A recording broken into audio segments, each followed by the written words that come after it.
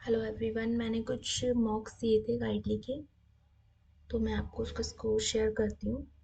RB assistant के, but जो इसमें क्वांट सेक्शन है ना, असिस्टेंट के भी क्वांट सेक्शन मतलब थोड़ा थोड़ा मतलब उसके क्वेश्चन बड़े टिपिकल टाइप के दिए हैं। अगर आप लोगों ने अटेम्प्ट किए हो तो ज़रूर बताना।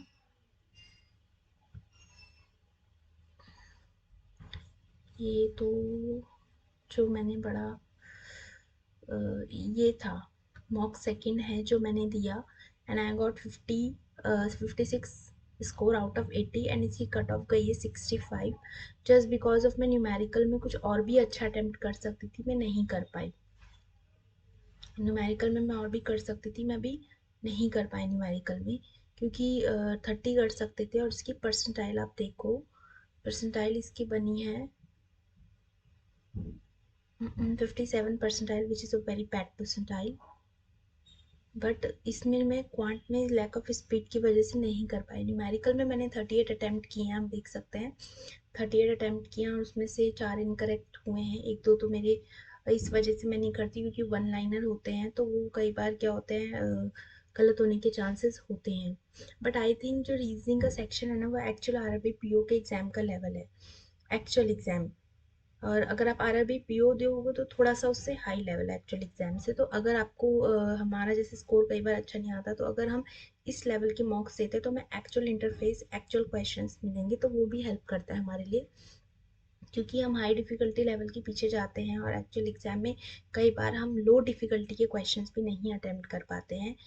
तो यहाँ पर क्वांट में मैंने 23 अटेम्प्ट किए थे, मैं और अच्छा कर सकती थी क्योंकि हाँ, मैं और अच्छा कर सकती थी। इसमें कुछ क्वेश्चंस मैं अरिथमेटिक के पिक कर सकती थी, बट मैं स्टार्टिंग में अरिथमेटिक पिक नहीं करती हूँ, जस्ट बिकॉज ऑफ दैट, क्योंकि उसमें टाइम टेकन हो जाता है। सॉल्व नहीं हुआ तो क्वेश्चंस भी जाते हैं, टाइम भी जाता है और क्वेश्चन भी नहीं होते।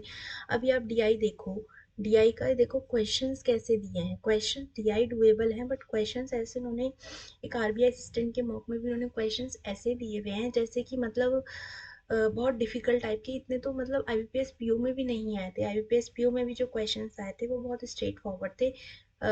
मैक्स टू मैक्स कोई वन क्वेश्चन ही होता होगा डीआई में जो थोड़ा सा टाइम टेकन है। इसमें तो मतलब क्वेश्चंस काफ़ी टाइम टेकन है, मतलब और भी ये देखो, ये क्वेश्चंस भी काफ़ी टाइम टेकन है, निकल तो जाते हैं आंसर, बट ये बहुत टाइम लगता है इनमें, क्योंकि ये देखो, ये नेक्स्ट ईयर ये इसका भी क्वेश्चन देखो कितने लेंदी दिए हैं, वो भी आरबीआई असिस्टेंट जैसे एग्जाम में, जिसमें इतने डिफिकल्ट इतने लेंदी क्वेश्चन आने की तो कोई पॉसिबिलिटी भी नहीं है। सो ये था मेरा mock 56 score I will get. And एक स्टार्टर मॉक भी मैंने देख के देखा, और आई थिंक स्टार्टर मॉक और जो इसमें है थोड़ा सा फर्क है, 19-20 का बहुत ह्यूज डिफरेंस नहीं है स्टार्टर मॉक में भी, क्योंकि हमें हर तरह के मॉक देने चाहिए मेरे हिसाब से। जो मुझे फील होता है, अगर हम सिर्फ और सिर्फ डिफिकल्टी लेवल के पीछे भागेंगे, हाई डिफिकल्टी, तो इजी क्वेश्चंस भी हमारे हाथ से जा सकते हैं एग्जामिनेशन में। और मेरे साथ ऐसा बहुत हुआ है, क्योंकि हम जितने भी मॉक्स अटेम्प्ट करते हैं ना, वो मॉक्स हमारे ऐसे होते हैं जिनका लेवल बहुत हाई होता है, बहुत ज़्यादा। क्वांट का सेक्शन तो हर प्लेटफॉर्म में हाई है, रीजनिंग में तो फिर भी लोग टोटल अटेम्प्ट कर ही लेते हैं, एक दो क्वेश्चन स्किप होते हैं, बट क्वांट का हाई जाता है इसमें। बट एक्चुअल एग्जाम में क्या होता है, हम इजी क्वेश्चन में एनजाइटी के मार के, एनजाइटी होती है तो छोड़ के आ जाते हैं, जबकि हमें पता होता है हमने उससे डिफिकल्ट लेवल के क्वेश्चन अटेम्प्ट किए होते हैं। तो आई थिंक इजी क्वेश्चन करना भी ज़रूरी है, अगर आप डिफिकल्टी करो तो इजी भी करो। ये स्टार्टर मॉक जो मैंने दिया था, इसमें I will share my score, and मेरे स्कोर आए 80 में से 58। और गाइडली ये तो असिस्टेंट के मॉक का क्वांट सेक्शन भी, उसके क्वेश्चन भी थोड़े से टाइम टेकन है, और टाइम टेकन वाले ही हमें छोड़ने होते हैं। एक्चुअली डुएबल तो सारे क्वेश्चंस होते हैं अगर हम एनालिसिस करें असिस्टेंट के, बट टाइम टेकन की वजह से हम नहीं कर पाते। 80 आउट ऑफ 33 अटैम्प्ट किया, 58 मेरे स्कोर आए इसमें। और 34 स्कोर में रीजनिंग में आया, अटैम्प्ट 38 किए हैं मैंने। और reasoning section I think actual RB PO के हिसाब से ही है, क्योंकि हाँ, आईबीपीएस पीओ से लो लेवल का हैगा।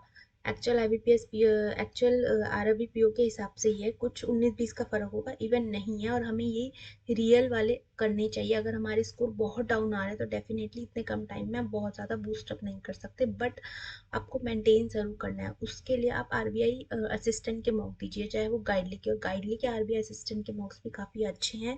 वो एक्चुअल एग्जाम का आपको इंटरफेस देंगे, चाहे वो आप सेक्शनल दीजिए, चाहे वो आप फुल लेंथ दीजिए। इसमें रीजनिंग में 38 क्वेश्चन अटेम्प्ट के 34 स्कोर और 25 मेरे न्यूमेरिकल में है, 24 करेक्ट थे, एक इनकरेक्ट था, तो 23 मार्क्स आई गॉट। और एनालिसिस में जाती तो परसेंटाइल था मेरा, परसेंटाइल इसमें मेरी लो ही जाएगी क्योंकि असिस्टेंट है और अच्छे कर सकती थी, स्पीड की कमी की वजह से मैं क्वांट में और अटेम्प्ट नहीं कर पाई, और परसेंटाइल में मेरी 59 परसेंटाइल इसमें बनी है मेरी। बहुत खास नहीं है, बेकार परसेंटाइल है, बट स्टिल हमें मतलब क्वेश्चंस करने पड़ेंगे कि भाई किस तरह से, हम हमेशा लेवल ऑफ डिफिकल्टी के उसमें नहीं रह सकते। आई थिंक जो ये पेपर, जो ये पजल दी हुई फर्स्ट पजल रीजनिंग में IBPS PO के लेवल की है, उसमें भी आई थी 2 पैरेलल रो बेस्ड पजल, तो उस लेवल की है, तो आप अज्यूम कर सकते हो RBPO का जो पेपर आएगा वो इससे कम लेवल का ही आएगा। बाकी ऐसा नहीं है आप सिर्फ असिस्टेंट के अटेम्प्ट करो या मैं असिस्टेंट के, मैं PO के ज़्यादा ही करती हूँ, बट असिस्टेंट के अभी कुछ लगाने शुरू कर रहे हैं ताकि कुछ एक मतलब कॉन्फिडेंस भी बूस्ट हो, और ये भी है कि हमें पता भी चलता है कि अगर एक्चुअल में इजी आया तो हम इजी में ज़्यादा से ज़्यादा क्वेश्चन कर सकते नहीं कर सकते, क्योंकि स्पीड ही कम हो जाएगी तो इजी क्वेश्चन भी हमसे अटेम्प्ट नहीं होंगे। तो कई बार हमें ये करनी चाहिए। इसके जो क्वेश्चन है ना, मतलब जो पजल्स होती है थोड़ी सी टिपिकल टाइप की होती है। न्यूमेरिकल के क्वेश्चन देखो स्ट्रेट फॉरवर्ड आपको नहीं मिलेंगे इसमें, दो दो क्वेश्चन तो आपको DI में ऐसे मिल जाएंगे कि वो लगेगा कि आपको भाई थोड़ा टाइम टेकन है, बाकी सिंप्लीफिकेशन अच्छे थे और अच्छे कर सकती थी इसके क्वेश्चन, जस्ट बिकॉज क्योंकि इसमें ना स्ट्रेट फॉरवर्ड अर्थमेटिक के क्वेश्चन ऐसे ही है जो एक्चुअल एग्जाम में आएंगी। तो अगर टाइम स्पीड अच्छी हो तो आप अर्थमेटिक के भी 5-7 क्वेश्चन कर सकती थी मैं, और इसमें 30+ क्वेश्चन तक मेरे जा सकते थे बट गए नहीं। बट कोई बात नहीं, I am just sharing my score and the मॉक्स and the level of the examination, level of the गाइडली मॉक्स of RBI assistant. और मैंने RBPO का भी एक मॉक दिया गाइडली का, उसमें मेरे बहुत खास स्कोर तो नहीं आते जस्ट बिकॉज ऑफ क्वांट का सेक्शन, मैं क्वांट में बिल्कुल भी मतलब अच्छी नहीं हूँ, बहुत कम स्पीड में आ पाता है, और गाइडली के क्वेश्चन क्वांट के तो बहुत लेवल हाई है। ये है, मैंने मॉक नंबर 12 दिया गाइडली का, इसमें 80 में से 43 score I will get, and quant में 29 ही अटेम्प्ट हुए विद 100% एक्यूरेसी के साथ, एंड 29 स्कोर आए, और क्वांट में मेरे देखो 14 ही आ पाए क्योंकि यही स्कोर गया, वैसे कट ऑफ 55 इसकी गई है। तो फिलहाल देखो यही आ रहे हैं, बहुत खास तो नहीं आ रहे, 40 की रेंज में आ रहे हैं, समटाइम्स 40 से भी बिलो जाते हैं।